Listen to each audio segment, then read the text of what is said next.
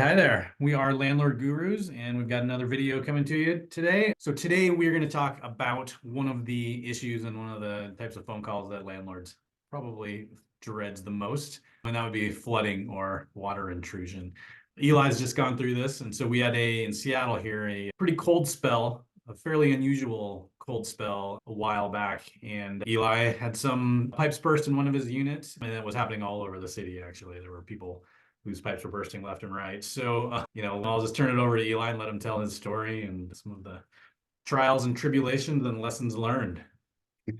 Yeah, it's a very sad story, but I'll try to keep it brief. Not really, but it was a big hassle. Yeah. So this was MLK weekend about a month and a half ago, and I was skiing. And I was down in Bend, Oregon, so about 7 hours away, and going up the lift, the first run of the day, and my phone started exploding in my pocket. I get lots of spam, so I usually don't answer the phone. But I knew by the time I got to the top of the lift that something was going on because I'd had 4 back-to-back calls or so. So I called back one of my tenants, and it turned out that in the attic on the 3rd floor of one of the apartment buildings, this is a small building of 10 units that I manage, a pipe had frozen. And then what's typical is when it starts to thaw, when it starts to warm up, then the hole opens up. So it was a split in a copper pipe, and water was pouring in through all the light fixtures in the ceiling. This is the very attic and the top floor, and they've got buckets and they're emptying them. And in the meantime, they've called, smartly, they've called the fire department. I get another call from the person in the basement level, 3 floors below. It's all flooding, coming in through his fixtures all over the place. Wow. So long story short, it flooded the upper apartment, the office below, and then 2 basement units. It's kind of spread out as it went down. Wow. And yeah. And it sounded like it was pretty dramatic. So I spent the day on the phone, getting things dealt with, getting people out to deal with it. The fire department had a long list of people ahead of us, but they did get around within about 40 minutes to turn the water off. So they were busy that day, but they came through. So these pipes were inside the building, I understand, which to me, is unusual for what we get here in Seattle, where it doesn't get all that cold for too long. But here we're told to insulate your pipes that are outside and put the covers over your faucets and disconnect your hoses. But nobody really talks much about interior pipes, other than if you've got something under the sink that's an exterior wall, maybe open up your cabinet door just to let the heat through. But something like this, where it's inside the building, is unusual for here. You don't hear about that very often. And it was even in insulated space. Yeah. So it's a narrow attic where they'd blown in insulation, and it wasn't very good insulation. There wasn't enough of it, and it just got really cold. So yeah, it speaks to how cold it was here. Yeah.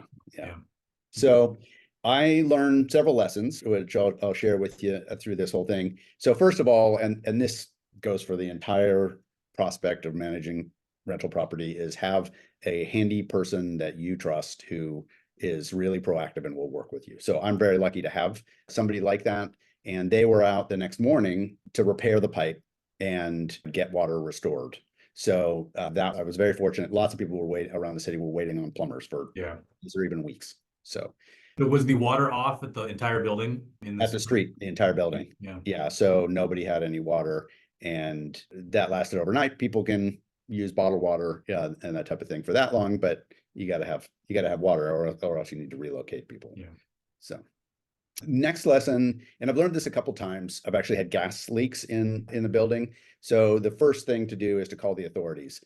It is the quickest way to make sure that water, electrical, gas, any issues like that, or where there's danger to your tenants or catastrophic danger to your property, that those things get taken care of. So meaning call the authorities, meaning like the utility companies themselves? Utility company, we call both the fire department and the water district, and it happened to be the fire department that got out there first. So yeah, and all those departments are very proactive about taking care of these types of issues, because that's their job, and they need to keep people safe. So the next point is insulation is good, and that's true for a lot of reasons. It saves energy, and better insulation would have avoided this. Yeah. So, and I'll come back to that insulation plays a big role in this story. And very importantly, require renter's insurance. There are a whole host of reasons to do this, but in a case like this, will cover your tenant's loss of use where they can't be in the space during that time. So they'll pay for alternative lodging. And I did have one tenant that I needed to have out of the space because it was so heavily impacted. It'll also pay for kind of incidental expenses, additional costs for food and going to a laundromat, all those types of things. And then lastly, and it's not an issue in this incident, but the liability insurance. So another building that I know of, somebody was smoking illegally, well, not allowed, but on a deck at a unit, put a butt out into a garbage can, and it started a fire. There's damage to a bunch of the units. Their liability insurance covered that. So even if those tenants don't have renters insurance, you don't have a lot of recourse most of the time to try to recoup that. So that's a big one. Yeah, that's huge. And that's something that, I know in a lot of leases, we require it to be, it's written in that requires the tenants to have rental insurance, but I don't know that everybody always checks that, or I know that in some cases I'm not super stringent about that. Well, and it's getting easier and easier. Lots of the property management software companies that we deal with, there are affiliate partners, and we use personally. I'm using both Avail and Turbo Tenant, and it's very easy through either of those to just purchase, for the tenants to purchase their renter's insurance right there, and the certificate sends right to you. So there's no reason not to do it. We have other partners that are outside, that do renters insurance separately. So there are lots of options out there, and tenants can just call their insurance companies. It's cheap. Yeah.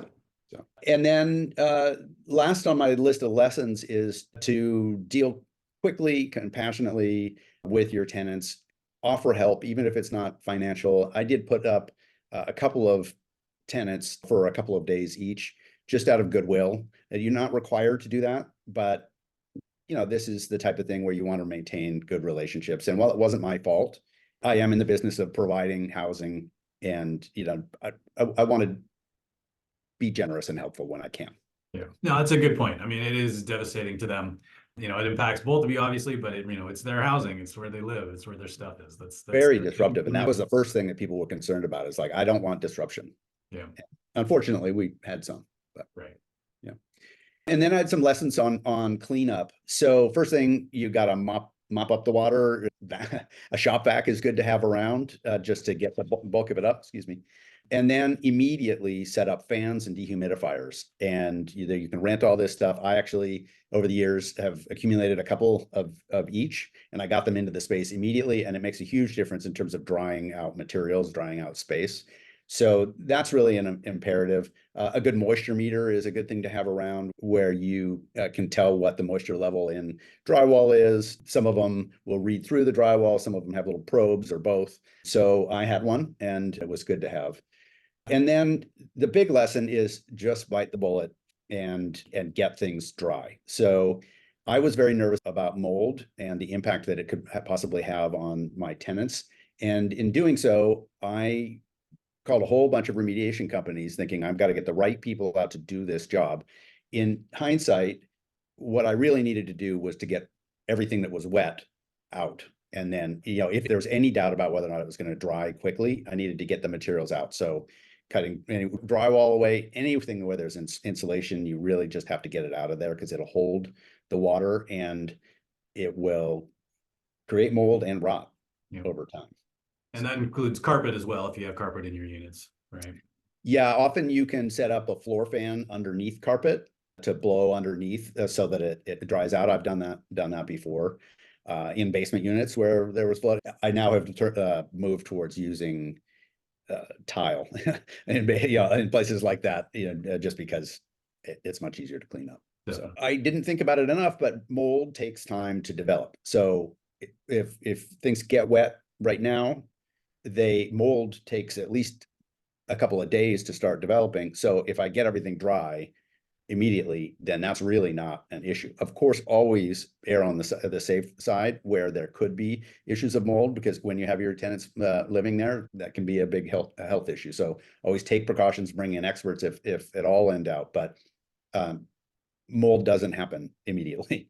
It takes time. It needs heat, food, which is wood or drywall, and moisture, and it can't live without those things. So if you get all the wet out and you get everything drying, fans and dehumidifiers, then you've headed it off. Right.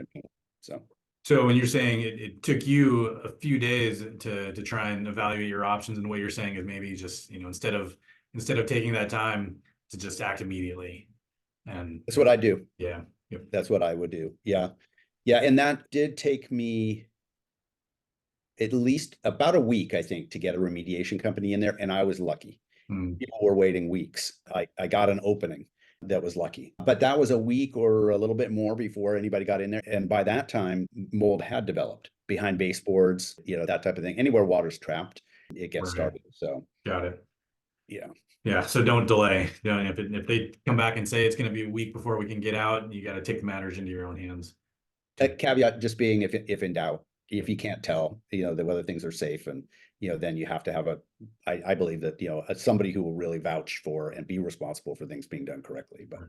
yeah, if I had to do it again personally, I've got good resources in terms of handy people, and I know people who are plumbers and insulators and drywallers, and so I would just get it done.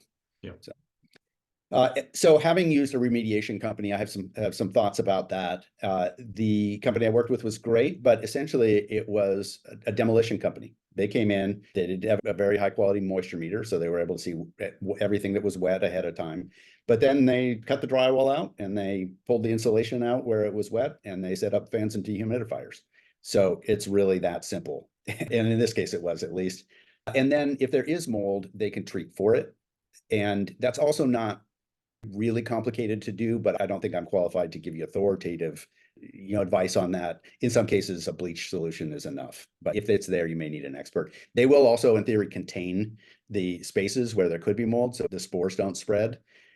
In practice, it seemed like masking off areas, hanging plastic, covering things, cutting things away, taking out insulation, and fans and dehumidifiers. That's what they did. They don't do reconstruction, or this company didn't do reconstruction. So I had my handy person come in and re-insulate, Right. drywall, paint.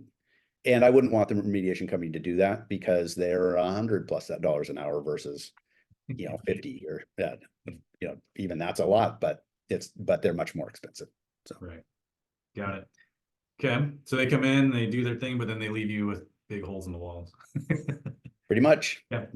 Yeah. So All right. some takeaways, most of which I've mentioned. Take preventative action. I also had a pipe burst in a laundry room that's not conditioned a couple of years ago. So insulate your pipes no matter where they are. Cover the hose bibs. Make sure that to the extent that you can, that you know where the plumbing is and that it's insulated. Don't let mold develop. Get on it and make sure it doesn't have an opportunity to get growing. But With going back to the insulating pipes, and you're talking about some of the stuff that you can just get in like the home improvement stores, like this kind of sleeves you can put over your pipes. Yeah. Like those foam things that you do there, the hose bib covers you can get everywhere. Put those on. Yeah. Okay. The pipe insulation where it's a sleeve, like that's more applicable in a space where it's not conditioned. And in this case, what I did is to make sure that there's more insulation, which insulates the space, but it's bedded in it. So I see. this is not an area where I would go put the pipe insulation directly on. I would just make sure the area that it's in Great. is, yeah, get things dry. Don't give mold time to develop, and don't take any chances with your tenants where mold could develop. Get them out if you have to.